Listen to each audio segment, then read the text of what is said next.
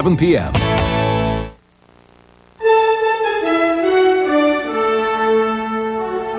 This is the CBS Evening News. Dan Rather reporting. Good evening.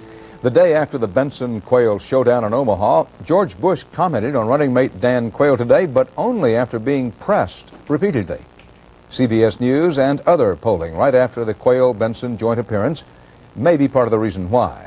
CBS News polling indicates that on first impression, Benson was perceived far and away the winner. Important to keep in mind there is no way to know whether any minds or votes were actually changed for Election Day. Our CBS News National Affairs correspondent Leslie Stahl in Washington begins our coverage. How'd I do? A CBS News poll last night of 744 voters showed viewers thought Senator Benson won the debate by 2-1. Even some Bush voters, nearly a quarter of them, gave the edge to Benson.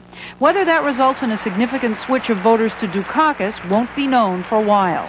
I have more experience than does the governor of Massachusetts. It was not so much a debate as an oral exam for Dan Quayle and his qualifications. He didn't make any big mistakes, but he did have trouble answering what he would do if he became president. First I'd say a prayer for myself and for the country that I'm about to lead. That question, asked a third time, produced an exchange that will surely go down in debate history. I have as much experience in the Congress as Jack Kennedy did when he sought the presidency. Senator, I served with Jack Kennedy. I knew Jack Kennedy. Jack Kennedy was a friend of mine. Senator, you're no Jack Kennedy. That was really uncalled for, Senator. You're the one that was making the comparison, Senator. I did not think the comparison was well taken. Viewers singled out that exchange as the most striking moment of the debate. Yet Benson received as much criticism as praise for the zinger. Quayle was able to allay some fears that he's not qualified to take over as president. Before the debate, 52% worried about him. After the debate, 48% were still worried. Benson improved the already high evaluation of his qualifications. He was feistier than usual in portraying Quayle as an extreme conservative out of the mainstream. It is the kind of votes that he's cast against child nutrition programs. The fact that he has voted against money that we needed for further immunization. The denial of polio shots. Quayle turned as many questions as possible into attacks on Dukakis, dubbing him Tax Hike Mike. Michael Dukakis is the most liberal national Democrat to seek the office of presidency since George McGovern. Overall, viewers did perceive Quayle as more competent after the debate. The percentage which felt he understood the complicated problems a president has to face rose from 42% to 54%. What may count in the end are impressions. Quayle's hesitancy, his youth, and his cockiness at times may have hurt him, particularly in contrast to Benson's maturity. How important will the vice presidential candidates be in voters' decisions? In the CBS News poll, 43% now say it matters a lot, an increase of 9%. If that holds up, it's good news for Michael Dukakis. Leslie Stahl, CBS News, Washington. The tops of the tickets, George Bush and Michael Dukakis, both campaigned in Texas today. Dukakis at Benson's side and bubbling over with praise. Bush alone and barely mentioning Quayle. Bob Schieffer begins our coverage. With the polls showing Benson had won, the Bush campaign left it to Quayle himself to provide the bulk of the day after reviews, and he claimed he'd put Benson on the run. He ran from Michael Dukakis faster than a deer runs from a forest fire. President Reagan did come to Quayle's defense, suggesting Benson had struck a low blow when he said Quayle was no Jack Kennedy. I thought that remark was a cheap shot and unbecoming a senator of the United States. In Fort Worth, however, today's first reaction from running mate George Bush was to change the subject. In a half-hour speech, he never once mentioned Quayle or the debate, outlining instead a program to combat criminal street gangs by creating a special Justice Department section to deal with them. Street gangs are one of the most serious crime problems in our country today. Tough talk on crime has to be backed up by tough action. But the gang of reporters traveling with Bush wanted debate reaction, and as he headed out for a jog, Bush finally commented while doing stretching exercises. And he did an outstanding job, and the American people know it, and nobody's going to be able to, even our spin merchants or the Dukakis spin merchants can't change the fact. When reporters asked him about the Quayle-Kennedy comparison, however, Bush said only some other time. I'm not going to tell you what I think about that, because I'm out here to have some fun. Campaigning on through West Texas, Bush switched the subject to energy policy. Quayle got just brief mentions like this. I think Dan Quayle did an outstanding job. And that remained the official line from the Bush campaign, but as former Texas Senator John Tower defended Quayle today at a Bush rally, he said aloud what many Republicans now fear, that Quayle will become the #1 target of attack for Democrats. You don't see Michael Dukakis all pumped up too often, but today, with his smiling running mate at his side, Dukakis was not only pumped up, but pumping iron, a souvenir from the Lone Star Steel Mill across the way. For Benson, adjectives. You pick them. Because he's strong, he's tough, he's a leader, he's mature, he's thoughtful. Benson himself was upbeat about his performance last night. Reporters asked if he thought he'd been too tough on Quayle over John Kennedy. Quayle kept comparing himself to Kennedy, and he just overreached himself, and I got fed up with it. But beyond the cheers in East Texas today, Dukakis advisors think they have a winning theme. Dukakis and Bush, they say, have each made one big decision so far, choosing a running mate. This was the first presidential decision that George Bush and I had to make. Judge us by the way we made it and who we chose. That's a theme the candidate is hitting on the stump, and it's also a theme the campaign is hitting in some new television ads. One serious. It starts tonight. 1 in 5 has had to take on the responsibilities of the most powerful office in the world. For this job, after 5 months of reflection, George Bush made his personal choice, J. Danforth Quayle. One sarcastic, imaginary Bush advisors wondering what to do. Is it too late to drop him? Bring in Bob Dole? Yeah, Dole. Yeah, you're right. The ads are harshly negative. The candidate today was more positive. Reporters asked, was he surprised George Bush hadn't mentioned Quayle in his speech today?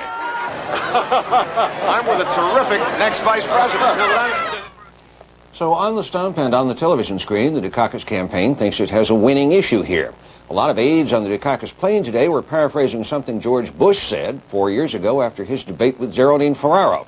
They think Lloyd Benson kicked a little Quayle last night. Dan? Bruce, you and Bob. Bob first. Do you think last night's debate can make or will make any difference in the final outcome? It could make a difference here in Texas, Dan. Lee Atwater, the Bush campaign manager, made a point of telling reporters today that the Bush people believe they've won Texas. But the Benson Democrats are saying today that regional pride in Lloyd Benson's performance last night could be just what they need to get them back in the ball game here. And if they can make Texas competitive again, then that could make a difference in the election. Bruce, the conventional wisdom is that people are sophisticated enough to vote the top of the ticket. Well, that is the conventional wisdom, Dan, but this is an odd year in some ways. All of the polls, including ours, have found a lot of people saying, well, I'm for Bush or I'm for Dukakis, but boy, I could switch. I'm not very firmly committed. The poll that Leslie cited just now found 47, I think it was, % of the people saying the second spot does matter. So in a year when neither presidential candidate has aroused much passion, the #2 guy could make a real difference. We'll see. Thanks, Bruce and Bob. Still ahead on tonight's CBS Evening News, Terrence Smith on another radiation leak at Savannah River, the latest incident in a 30-year series.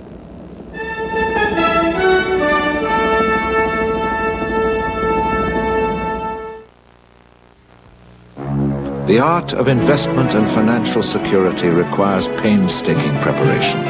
Bold strokes influenced by a mastery of expertise, creative approaches to annuities and mutual funds, innovative forms of insurance, and comprehensive health services. As one of the strongest diversified financial experts, we have the capabilities to turn the business of investment into an art. The Travelers. You're better off under the umbrella. Right through the tire, Greg. To be the best, you have to train constantly. Leadership demands continuous learning. Way to go. In sports or in business. We're Siemens USA, training our customers and our 27,000 employees to stay ahead in advanced electronic and electrical technology. Because when it's time to perform, there's no substitute for solid training. Right through the tire, Greg. We are Siemens USA. Ready? In a minute, honey. It's nice to be noticed for what you wear and how you look. And if you wear dentures, it's nice to know Efferdent freshens up dentures and cleans away stains so well. With Efferdent, all they'll notice is you.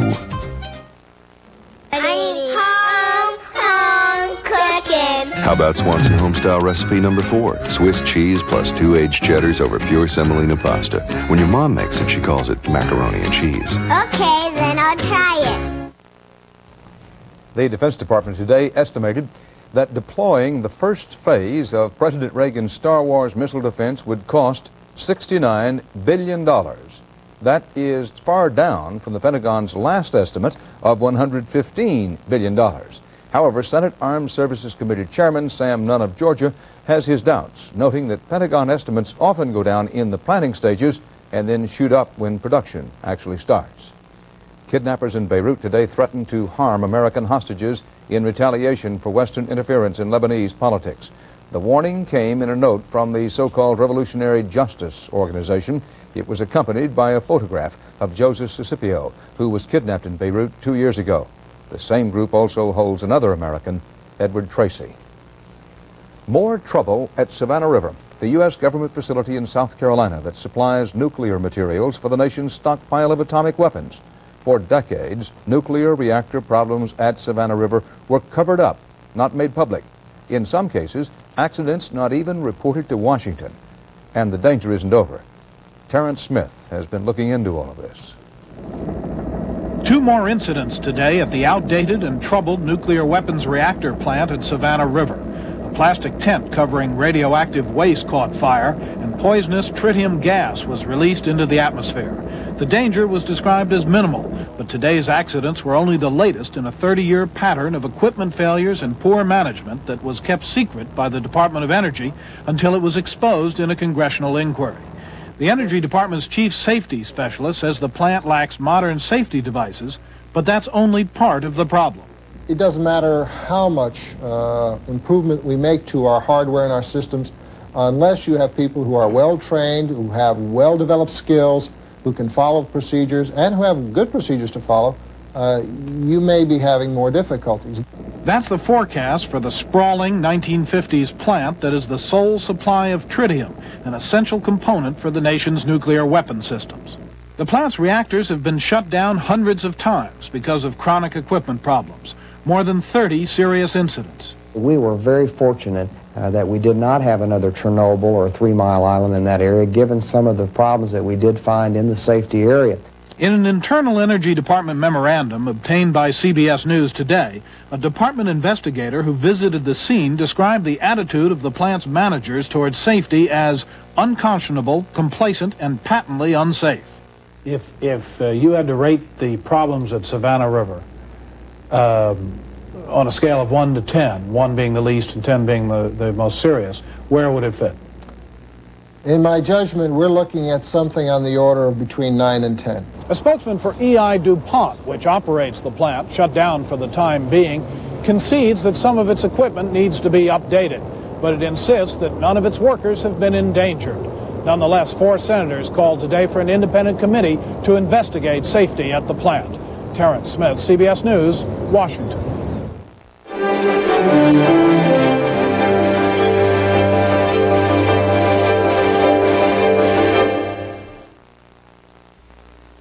My grandfather, Norman Rockwell, captured the spirit of the American family. Oldsmobile has its eye on a new generation, and our 88 Royale fits right into the picture. An honest American value with a tradition of comfort. A modern 3800 V6 engine and front-wheel drive. For today's American family, the 88 Royale is state-of-the-art. This is the new generation of gold. She has legs that just won't give up. It's a feeling that really shows. She's a no-nonsense kind of woman. She wears no-nonsense pantyhose.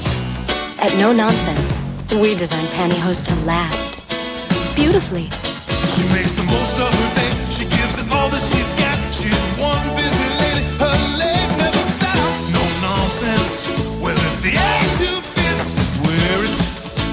Now when you buy a box of Kellogg's Corn Flakes, Kellogg's will buy you a free can of Campbell's tomato soup. See your Sunday newspaper for details.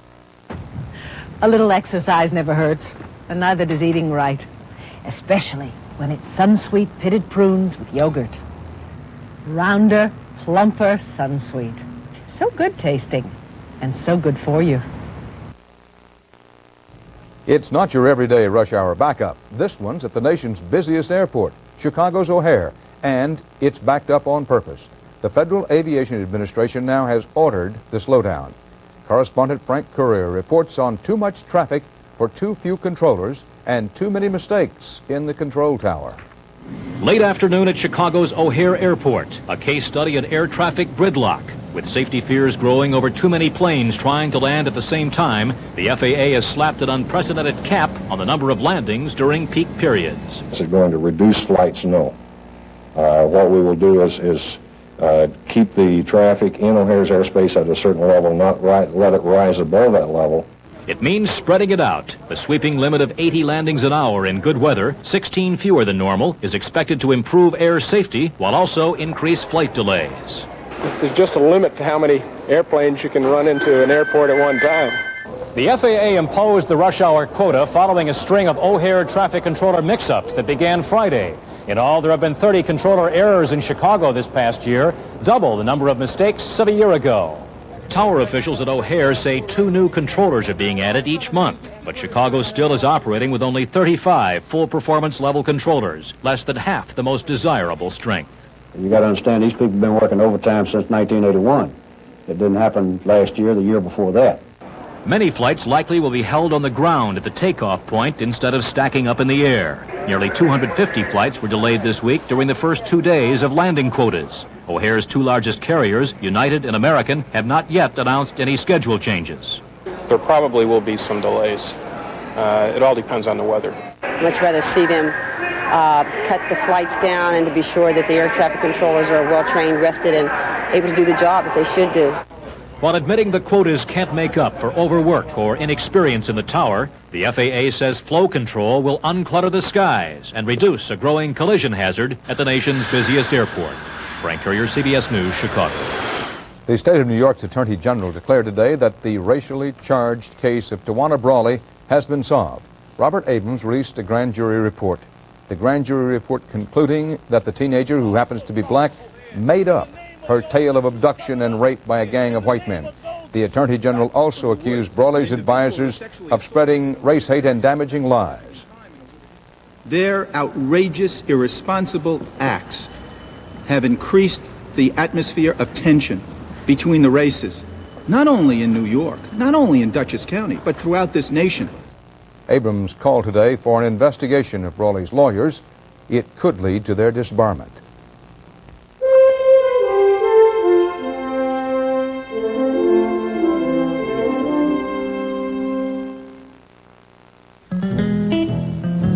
Sometimes it seems like every time you look around, your rug is dirty, especially in those places where people walk the most. Well, try Woolite Spot and Stain Rug Cleaner. It not only cleans up heavy traffic areas, but because it contains the ingredient Fiberpel, your rug stays cleaner longer than with the other liquid spray. So when you look up, all you'll see is a beautiful rug. Trust Woolite Spot and Stain Rug Cleaner for heavy traffic areas. It keeps your rug cleaner longer. It's happening now. The great crab harvest of '88 at Red Lobster. King crab from icy Alaskan waters, steaming, succulent, delicate snow crab to dip, drip, and savor. And get your first taste of our sweet, meaty Pacific Dungeness. We've created 6 crab and seafood combinations starting at $7.95. They're here now, and only at Red Lobster. Friday through Sunday, it's our weekend special, steak and shrimp, just $9.95. Anywhere in the world you can dial direct, you can dial with MCI for up to 22% less than AT&T. At MCI, we don't just promise you the world, we give it to you for less. Until you call, you'll never know how much better a long-distance company can be. In a new survey, we asked 1,000 doctors if stranded on an island, would they want Tylenol, extra strength Tylenol, Advil, or Bayer. Doctors chose Bayer 3-to-1 over extra strength Tylenol. Bayer, the wonder drug that works wonders. The military government of Chile conceded defeat today. By its own count, a 55% majority of the people voted no in yesterday's plebiscite, rejecting the rule of General Augusto Pinochet and clearing the way for possible democratic elections. Pinochet's cabinet resigned today, but the general himself made no statement. Juan Vasquez has more on Chile's choice.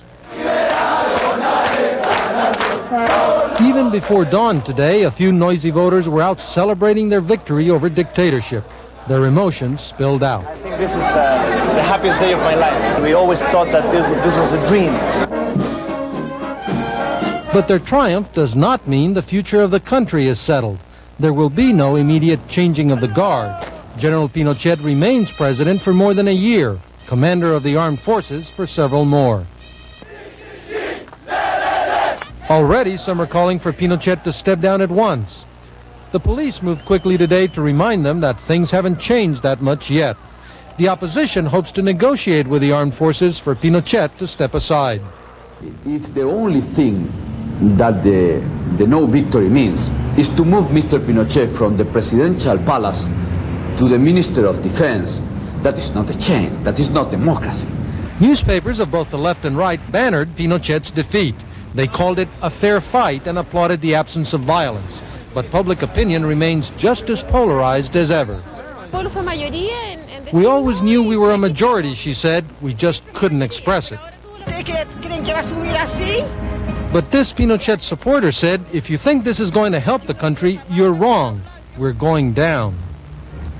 The crucial role belongs to the armed forces. Its leaders have accepted the opposition's victory, but the issue now is whether they will accept the opposition's agenda for more democratic changes. Juan Vasquez, CBS News, Santiago.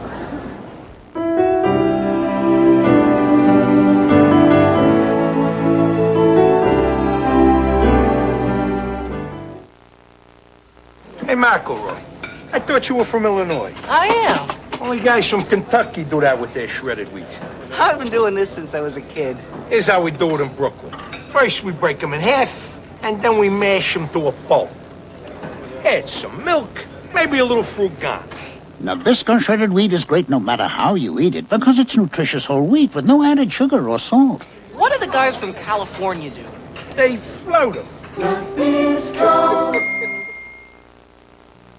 Know the way I feel about you, oh, it still can make me blush. I like to spend some time listening to the hush of a morning full of promise, fresh as it can be. That's the good to the last drop feeling of Maxwell House, only Maxwell House. That's the good to the last drop feeling of Maxwell House and me. He strained his back real bad about a week ago, and I had this free sample of Metapron. I couldn't believe how fast it worked. Metapron has ibuprofen, and nothing's proven faster. It's amazing. Metapron just works. When the pain gets tough, get Metapron. Hi, Dad. I heard. Yeah, 2 cavities. It's time for ACT. ACT fluoride rinse can cut cavities 40% more than brushing alone, because ACT gets to surfaces a brush can miss. ACT now to reduce cavities 40%. The Seoul Olympics are history, but some Americans are still itching to compete in South Korea, not athletes, businessmen and women, looking for a share of the Korean market. But U.S. officials charge that the Koreans have put up more hurdles than any other country. In our series on America's Comeback, Bob Fall reports tonight on U.S. businesses knocking on a closed door.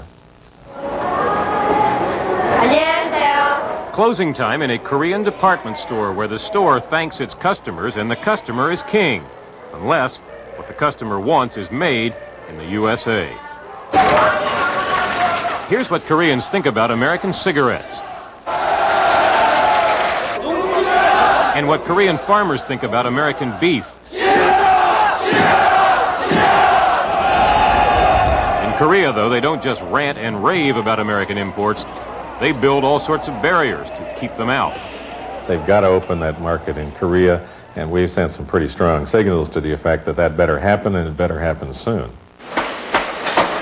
Uncle Sam is steamed.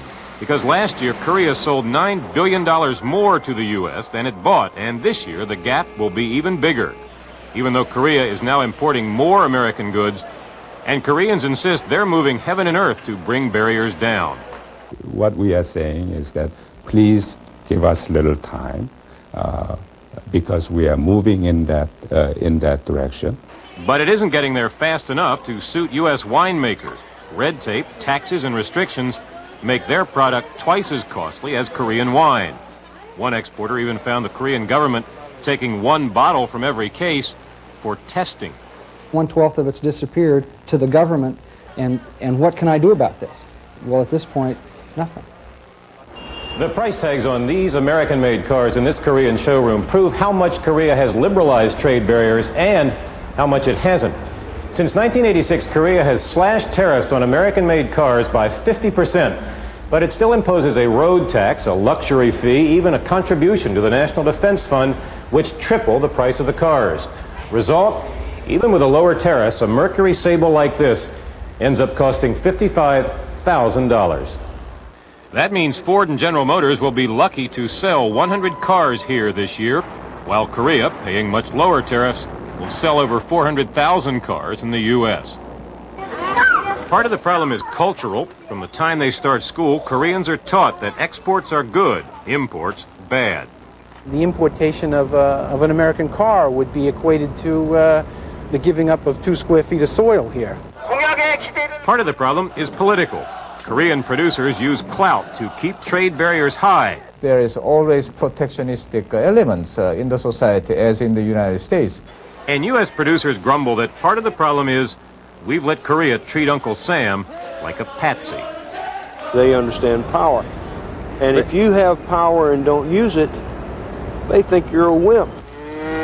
The trouble is, using muscle to force Korea to buy more American beef and cigarettes has spawned waves of anti-Americanism. So be it. I'm going to stand up for the principles I believe in. For the U.S., it's a matter of reciprocity. Let American companies compete in Korea on the same basis that Korean companies compete in the U.S. Wait a minute, say Koreans. You're 6 times richer and much, much bigger. What is fairness? Is it fair for a flyweight to stand on an equal terms with a heavyweight? Recent accords between the U.S. and Korea are designed to narrow many trade differences by 1992. But as the trade deficit climbs, the question is, how much will the flyweight and heavyweight duke it out before then? Bob Fall, CBS News, Seoul. And that's tonight's CBS Evening News. We hope you'll stay tuned for 48 hours. Tonight, it's about infertility and the efforts of couples to become parents. 48 hours at 8 o'clock, 7 Central Time. Until then, Dan Rather, see you again soon.